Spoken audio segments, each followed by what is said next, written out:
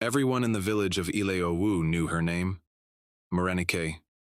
She had the most beautiful voice in the whole kingdom. When she sang, even the birds stopped to listen. Her voice was like honey, soft and sweet. But no one wanted her to sing, not even once. Because every time she opened her mouth to sing, a baby would die. It was a sad and scary thing. When Moreni was a little girl, she didn't know about the curse. She would sing happily in the yard, and people would clap and smile. But then one day, 3 babies died in the village. That was the day everything changed. Her mother, Mama Ife, cried and cried. "It's your voice," she said, holding Moreni close. "Something is wrong." Moreni stopped singing that day. Years passed and she grew into a quiet, kind girl. But deep in her heart, she missed music. She missed singing to the trees, to the stars, and to herself. She would hum sometimes, very softly when she was alone, just to remember how it felt. But she was always afraid someone might hear. No one ever forgot what happened. Some people said she was a witch. Others said she was cursed before she was even born. Mama Ife always said it was not her fault. "A stranger came to me when I was carrying you in my belly," she would whisper. "He had red eyes and spoke with a voice like thunder. He touched my stomach and smiled. That same night, I had a strange dream. After that, I knew you were special, but I also knew something bad would follow you." Moreni didn't ask too many questions, but one day, something would happen that would change her whole life. Far away in the big palace of Ileowu, there lived a young prince named Adeyemi.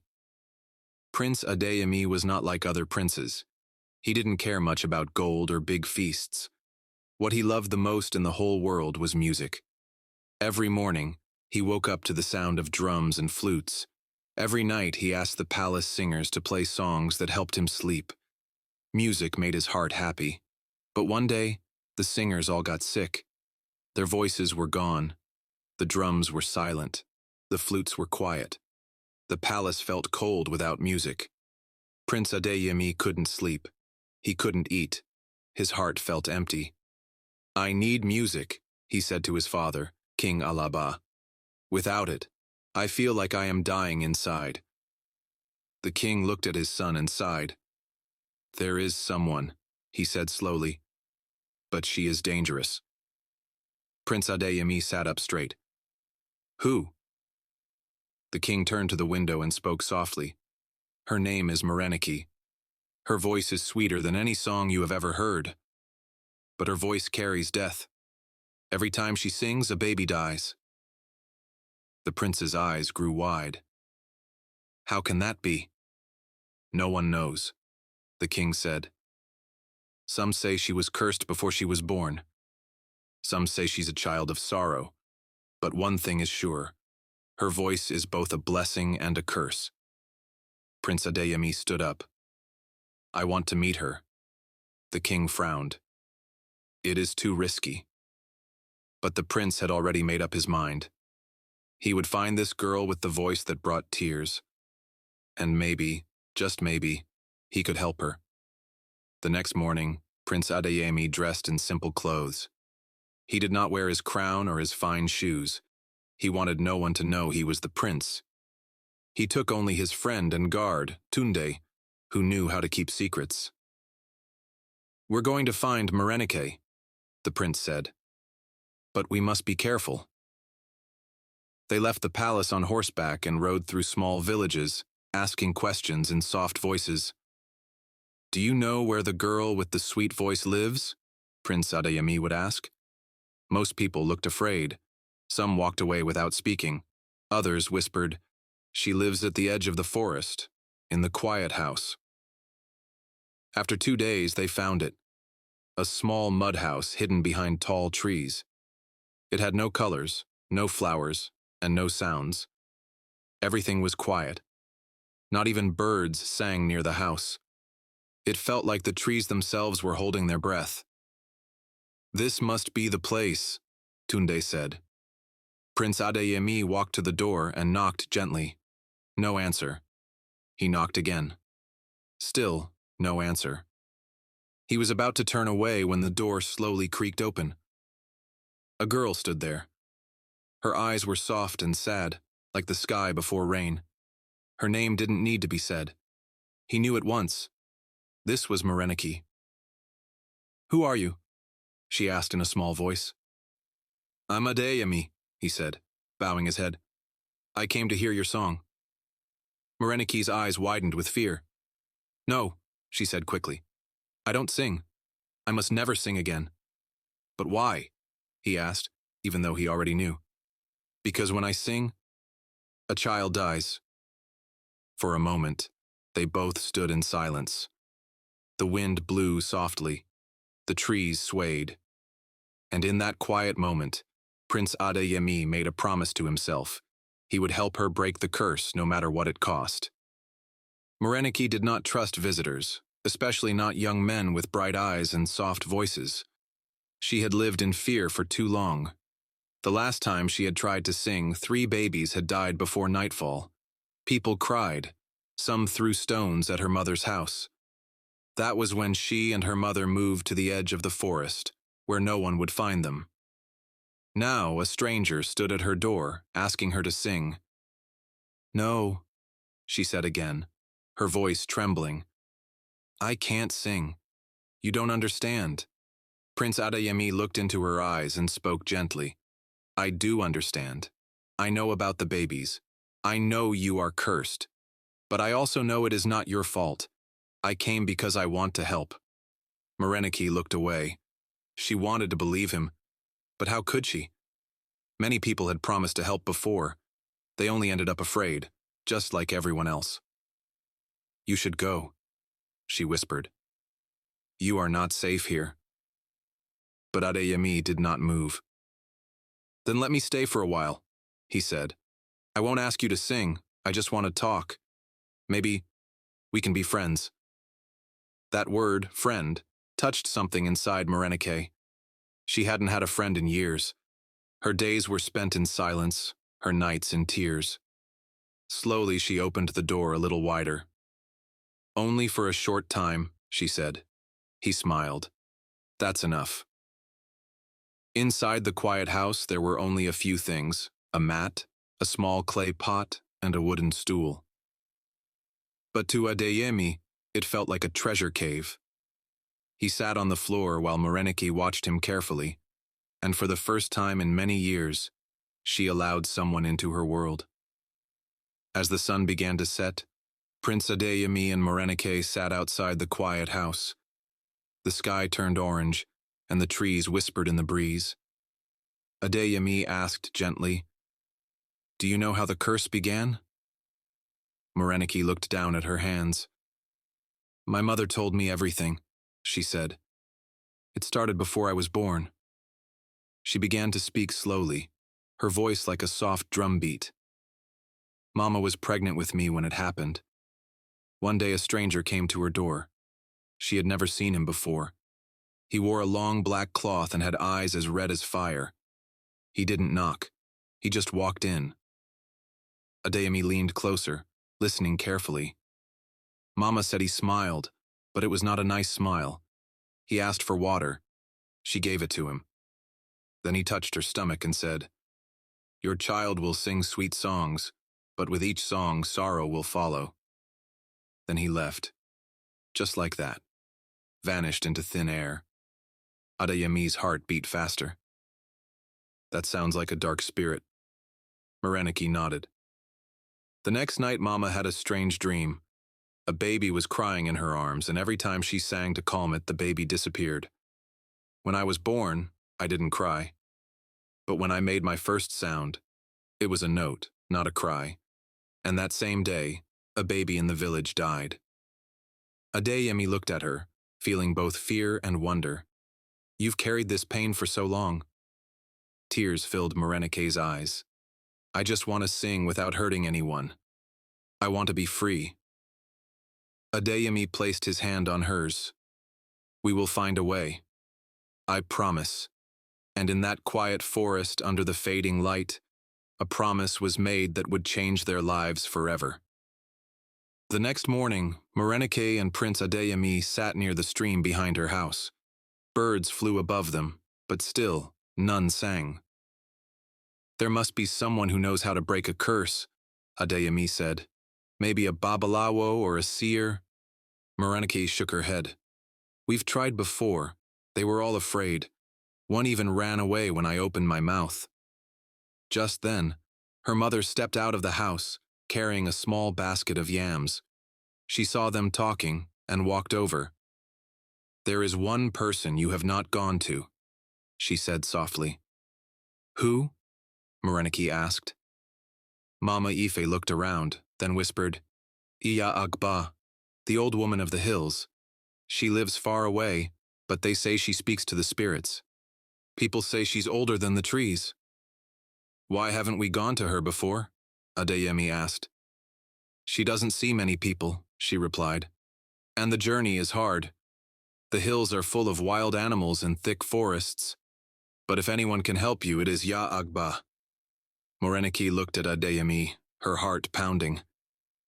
"Do you really think she can help?" "I don't know," he said, "but I know we must try." Her mother packed food for them and gave Moreni a small red cloth. "If you see her, show her this. She will remember me." Moreni hugged her mother tightly. "We'll come back," she promised. With courage in their hearts, Moreni and Adeyemi began their journey. As they walked deeper into the forest, the trees grew taller and the air colder. But they didn't stop. They were searching for hope. And hope sometimes hides in the most dangerous places. The path to Eya Agba's hill was quiet. Too quiet. Moreni and Adeyemi walked side by side, carrying a small bag of food and her mother red cloth. The trees around them were tall and dark, their branches like arms reaching toward the sky. But the strangest thing was that the forest felt alive, as if it had eyes. "I feel like something is watching us," Moreni whispered. "I feel it too," Adeyemi replied, gripping the small stick he carried for protection. They had walked for hours. The sun was hiding behind the clouds, and the birds refused to sing. Every rustle made them stop and listen. Suddenly they heard a loud crack. A branch had snapped behind them. "Who's there?" Adeyemi called out. There was no answer. Moreni's heart raced. "Maybe we should turn back." "No," Adeyemi said, standing tall. "We've come too far. If this is what it takes to break the curse, then we must keep going." They moved deeper into the forest. Soon they saw strange markings on the trees, white lines, circles, and shapes they didn't understand. "I think we are close," Moreni said. Then they reached a small river with no bridge. The water was fast and cold. Adeyemi helped Moreni cross carefully, stepping on stones and holding hands tightly. Finally, as the sky began to turn dark, they saw a small hut on top of a hill. Smoke rose gently from the roof. A black bird flew around the hut and disappeared. "That must be Haya Agba's home," Moreni said, her voice shaking. Adeyemi nodded. "Let's go. We've made it this far." But as they climbed the hill, they didn't know that the old woman already knew they were coming, and she was waiting. Moreni and Adeyemi stood in front of the small hut. The door was made of old wood, and strange feathers hung above it. Smoke came from a hole in the roof, and the smell of herbs filled the air. Everything was still. Adeyemi knocked. No answer. He knocked again. This time, the door creaked open slowly on its own. Inside, the hut was dark, lit only by a tiny fire. Herbs hung from the ceiling, and small bowls filled with stones, bones, and leaves were placed around the floor. And sitting in the middle of it all was Ya Agba. She was old, very old. Her skin looked like dry leaves, and her eyes were cloudy like fog, but her voice was strong. "I have been waiting for you, Moreni," she said. Moreni gasped. "How do you know my name?" "I know many things," Ya Agba said with a smile. "I saw you in my dreams. I saw your mother crying. I saw the red-eyed stranger. Adeyemi stepped forward. Can you help her? Can you break the curse? Ya Agba stared at him for a long time. You are not just a boy. You are the prince. He nodded slowly. Yes, but today I am only her friend. The old woman's eyes softened. Good. Because to break a curse like this, she will need a friend who won't run when the darkness comes. Moreni felt her hands shaking. Please, I just want to sing without hurting anyone. I just want to be normal. Ya Agba reached into a bowl and pulled out a shiny black stone. Then you must do 3 things. Hard things. Dangerous things. But if you are brave, the curse will break. What are the 3 things? Moreni asked. Ya Agba smiled, showing a few missing teeth. Tomorrow I will tell you. Rest tonight, for your journey is only just beginning. The next morning, the air around the hut felt heavy. Even the wind was quiet. Moreni and Adeyemi sat beside the fire, waiting for Ya Agba to speak. She crushed some leaves in a small bowl, then looked up at them with her misty eyes. To break this curse, she said slowly, you must complete 3 tasks. Each task will test your heart. Adeyemi sat forward. We are ready. The first task, Ya Agba began, is to find the tree that hears no sound. It stands in the middle of the silent valley, far beyond this forest. You must take a piece of its bark. Moreni frowned. A tree that hears no sound? How will we know which one it is? The forest will try to trick you, Ya Agba said. Birds will sing, drums will beat, but only one tree will remain still and quiet. That is the one you must find. She handed Moreni a small bottle. Place a drop of this on the tree's bark. If it turns red, you have found the right one. Adeyemi stood. We will go now. Wait, Ya Agba said. She reached into her pouch and gave Moreni a red string. Tie this around your wrist. If you feel fear, hold it tight. It carries your mother's prayer. Moreni tied the string carefully. Her hands were shaking, but her eyes were full of courage. Thank you, she whispered. They left the hut and walked for hours. Soon they entered a wide valley with trees of all sizes. The valley was not quiet at all. They heard flutes, laughter, clapping, even singing. This must be the forest trick, Adeyemi said. Moreni walked slowly, touching the trees one by one. Then she stopped. One tree stood tall and still. No wind touched its leaves. No bird sat on its branch. It was quiet. She placed a drop from the bottle on its bark. The bark turned red. This is it, she whispered. Their first task was done, but the next one would be even harder. Moreni and Adeyemi returned to Ya Agba's hut just before nightfall, tired but smiling. Moreni held the red-tinted bark carefully in her hands. We found it, she said softly. Ya Agba nodded without looking. Good. The tree has accepted your heart. Now, it is time for the second task. Adeyemi sat up straighter. What must we do next? The old woman reached into her fire and pulled out a smooth stone, glowing gently in the light. You must go to the river of broken voices, she said. Many who were cursed left their pain in that river. Their voices still cry in the water. Moreni's eyes widened. What must we do there? Inside the river, Ya Agba said, is a singing shell. It glows with a soft light. You must find it, hold it to your ear, and listen. If you can hear your true song without fear, the shell will sing back to you. Adeyemi frowned. And if it doesn't? It will crack, Ya Agba said simply. And your voice may never return. Moreni looked down. Her hands trembled, but she nodded. I will go. The journey to the river was long and quiet. As they got closer, they heard strange sounds. Whispers, crying, laughter, and broken singing. The river sparkled under the moonlight, but it felt cold and sad. Moreni stepped into the shallow water. Her feet felt heavy. What if I fail? She asked Adeyemi. Then I will sing for you until you believe again, he said, smiling. She searched through the water, pushing aside stones and leaves. At last, she found the glowing shell. It was small and smooth, like a baby's ear. She held it up and listened. At first, nothing. Then a soft hum. A familiar sound. Her own voice. Tears filled her eyes. She had found it. The shell had sung back. The sun had just started to rise when Moreni and Adeyemi returned to Aya Agba's hut. Moreni held the glowing shell close to her heart. It sang back to me, she whispered, smiling for the first time in a long time. Ya Agba took the shell, turned it gently in her hand, and nodded. You are stronger than the curse thought, she said.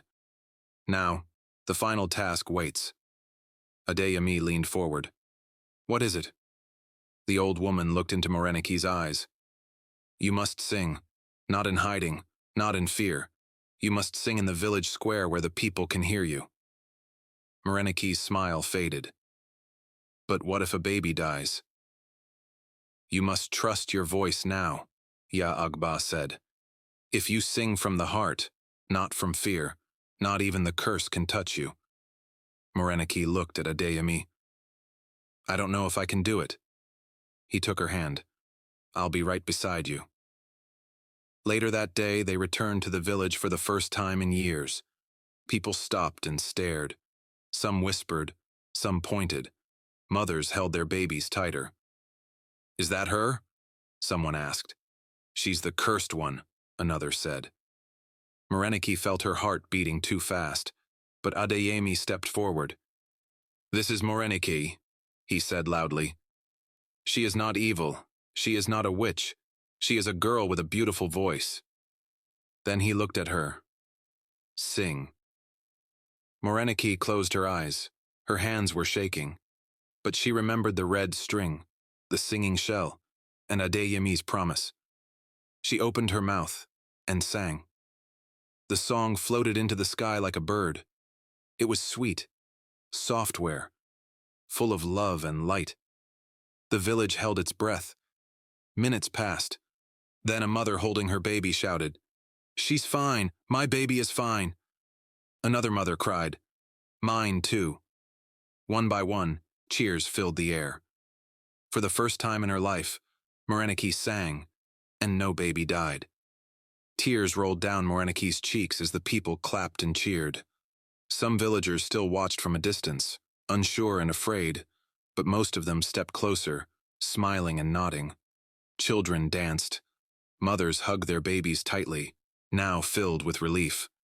Prince Adeyemi stood beside her, his chest full of pride. You did it, he whispered. You broke the curse. Moreni could hardly believe it. I sang, and no one died. Just then, a gentle breeze blew through the square. The trees swayed softly, and birds began to sing for the first time in many years. It was as if the whole kingdom had been holding its breath, and now it was breathing again. Then, from the sky, something strange happened. A soft light floated down like dust from the clouds. It surrounded Moreni, glowing gently around her body. The villagers gasped and stepped back. What is that? Someone asked. Ya Agba stepped out from the crowd, her eyes calm. The curse is lifting, she said. The darkness that followed her from birth is leaving. She has passed all the tests. Her heart has healed the pain that once brought sorrow. As the light faded, Moreni felt something heavy leave her body. It was like a big rock had been taken off her chest. For the first time in her life, she felt light, free. A baby nearby began to cry softly. Without thinking, Moreni knelt beside the mother and sang a soft lullaby. The baby smiled and fell asleep. The mother looked at her with tears in her eyes. Thank you, she said. The villagers surrounded Moreni, cheering and clapping. Children reached out to touch her hand. She was no longer the girl to be feared. She was the girl who brought back music. And in that moment, Moreni knew. Her voice was a gift. And now, it was hers to use freely. As the sun set, casting a golden glow over the village, Moreni stood quietly by the river, watching the water flow gently by. Adeyemi joined her, and they stood together side by side in the peaceful silence. "You did it," he said, smiling softly. "You broke the curse." Moreni smiled back, but it didn't reach her eyes. "I did, didn't I?" she whispered. "But I wonder, if the curse is truly gone, will I always be safe? Will I always be able to sing without fear?" Adeyemi placed his hand on her shoulder. "The curse may have broken, but the real lesson you've learned is that fear is what truly kept you from singing. The curse was only a part of it. You had to believe in yourself to be free."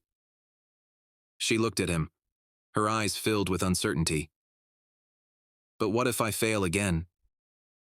What if one day a baby dies when I sing?" "You won't fail," he said gently. "Because now you understand that your voice is powerful, but it's also meant to be shared with love. When you sing with love, nothing bad can happen. You are stronger than any fear." Moreni felt the weight of his words sink deep into her heart. She remembered the moments she'd been so afraid to sing, how her fear had controlled her. But now she knew that her voice could bring light, not darkness. Just then, Iya Agba appeared, walking slowly toward them with a small bundle in her hands. She stopped in front of them, looking at Moreni with wise eyes. "You have done well, my child," she said. "You faced your fear, you sang from your heart, and the curse has been broken. But there is one last thing I must tell you." "What is it?" Moreni asked. Ya Agba handed her a small glowing stone. "This stone is the final gift. It is a reminder that your journey is not just about breaking curses.